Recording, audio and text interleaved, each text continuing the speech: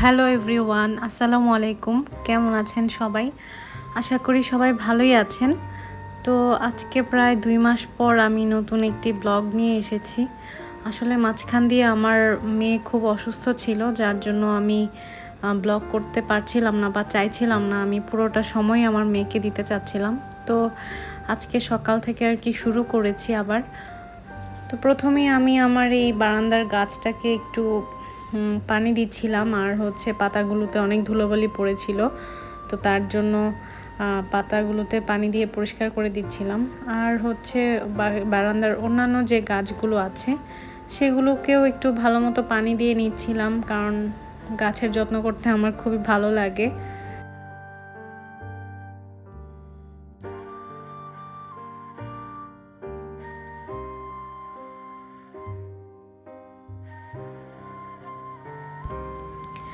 আমি আমার মনস্টেরা গাছের কিছু ডাল কেটে পানিতে ভিজিয়ে রেখেছিলাম যেন শেকড় বের হয়।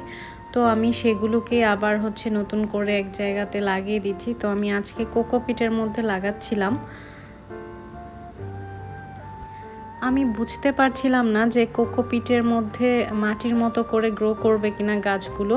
তো বলতে পারেন যে আমি একরকম পরীক্ষামূলকভাবেই আর কি লাগিয়েছি। তো যাই হোক, এর মধ্যে অনেকখানি সময় চলে গিয়েছে। আমি বাজার করে এসেছি, আর হচ্ছে কি বাজার করেছি সেগুলোই আপনাদের সাথে শেয়ার করছি।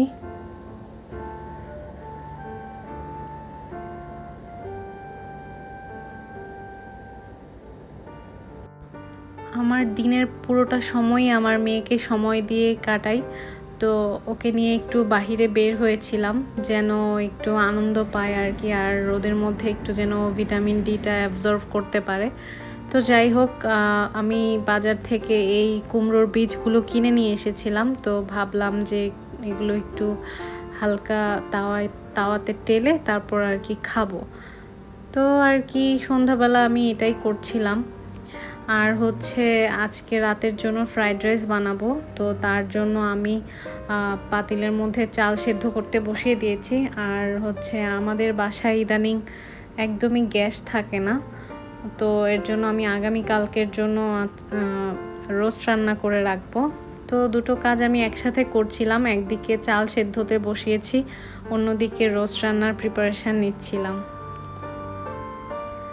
আমার যে আপুরা আমার ব্লগ নিয়মিত দেখতেন বা আমার সাবস্ক্রাইবার যারা আছেন, তারা যদি আমার ২ মাস পর আজকের এই ব্লগটি দেখে থাকেন, কমেন্ট করে জানাবেন। আমি জানি না সেই আপুরা এখনও আমার সাথে থাকবে কিনা, আমাকে সাপোর্ট করবে কিনা। তো যারা নতুন দেখছেন তারা চাইলে আমার চ্যানেলটিকে সাবস্ক্রাইব করতে পারেন। আর হচ্ছে যারা ইতিমধ্যে সাবস্ক্রাইব করে দেখছেন তাদেরকে অসংখ্য ধন্যবাদ। তো যাই হোক, আমি এখন পেঁয়াজ বেরেস্তা করে এখন রোস্ট রান্নার জন্য আর কি চুলাতে পাতিল বসিয়ে দিয়েছি। তো আমি একে একে করে যা স্পাইসগুলো আছে সবগুলোই দিয়ে দিব। তো রোস্ট রান্না আর কি দেখাবো, আমি যে রান্না পারি না সে রান্না করছি। আর যারা আমার আপুরা আমার ভিডিও দেখে তারা তো অনেক এক্সপার্ট, মাশাল্লাহ।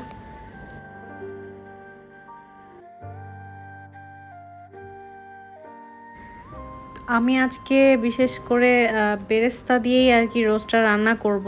আমার কাছে বেরেস্তার স্মেলটা রোস্টের মধ্যে খুবই ভালো লাগে। তো আমি ভালো মতো কষিয়ে এখন দুধ দিয়ে আর কি বসিয়ে দিয়েছি ভালো করে সেদ্ধ হওয়ার জন্য।